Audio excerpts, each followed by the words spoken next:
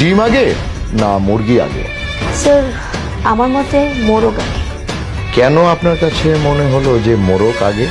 সৃষ্টিকর্তা প্রথমে আদমকে সৃষ্টি করেছিলেন, তারপরে হাওয়া, আর তারপর তাদের ঔরস।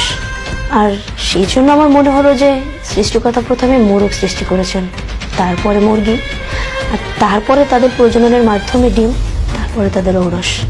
বিলিয়ন। এই বোর্ডে যেই মানুষগুলোর কথা লেখা আছে, এনাদের সবাইকে নিয়ে আপনি নৌকাতে করে সেন্ট মার্টিন যাচ্ছেন। হঠাৎ ঝড়, মাঝি বলছে কিছু লোককে নৌকা থেকে ফেলে দিতে হবে যদি আপনারা বাঁচতে চান। আপনি প্রথমে কাকে ফেললেন?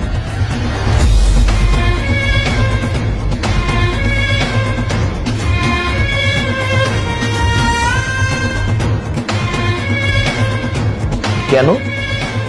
স্যার প্রতিবেশীরা তো দুধের মাছি, আমার সামনে আমার প্রশংসা করবে আর পিছনে আমার গিবত দিবে। মাঝি বলছে আরো দুজনকে ফেলতে হবে, আপনি এখন কাকে ফেলবেন? স্যার আপনি কি বলছেন? এরা তো সবাই আমার আপনজন, আমি এদেরকে কিভাবে ফেলবো? কিচ্ছু করার নেই, বাঁচতে হলে আপনার ফেলতে হবে।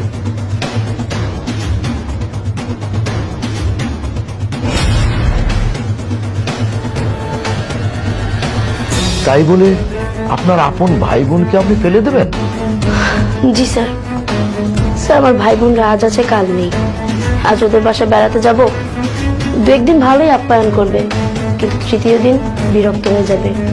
আর জমি জমা সম্পত্তি এসব নিয়ে তো অনেক বেশি ঝামেলা করে তারা, এমনকি তার আপন ভাই বোনকে খুন করতেও রাজি আছে এই সম্পত্তির জন্য। মাঝি বলছে আরো দুজনকে ফেলতে হবে, আপনি এখন কাকে ফেলবেন?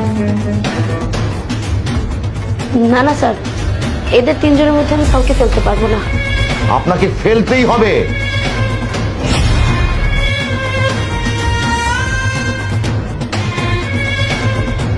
স্যার আপনি কি বলছেন? এরা তো একদমই আমার আপনজন, স্যার আমি এদেরকে ফেলতে পারবো না। There is no other choice, আপনার ফেলতেই হবে।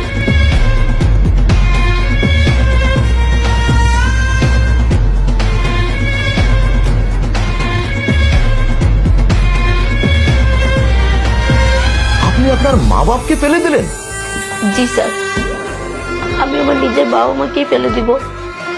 কেননা স্যার আমি তো মেয়ে, বাবা মার কাছে মেয়েরা দুদিনের অতিথি মাত্র। বিয়ের পরে মেয়েরা এমনিতেই বাবা মায়ের কাছে পর হয়ে যায়। মাঝি বলছে, সে চিৎকার করে বলছে আরেকজনকে ফেলতে হবে আপনার। আপনি এখন কাকে ফেলবেন?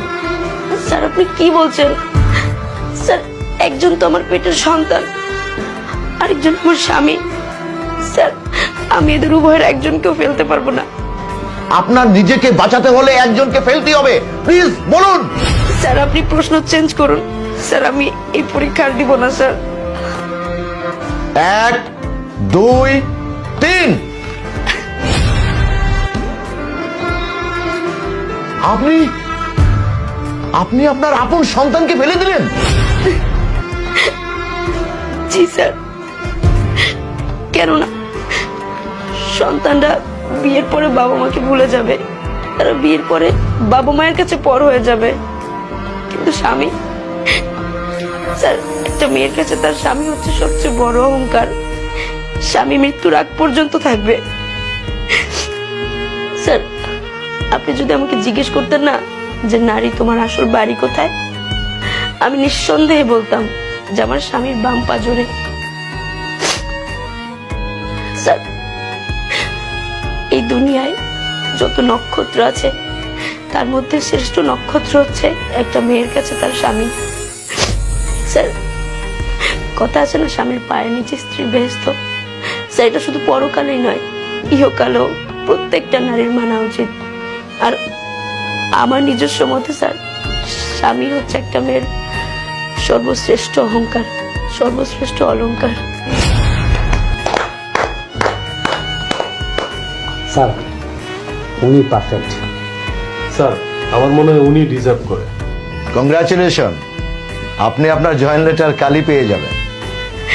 Thank you sir, thank you so much.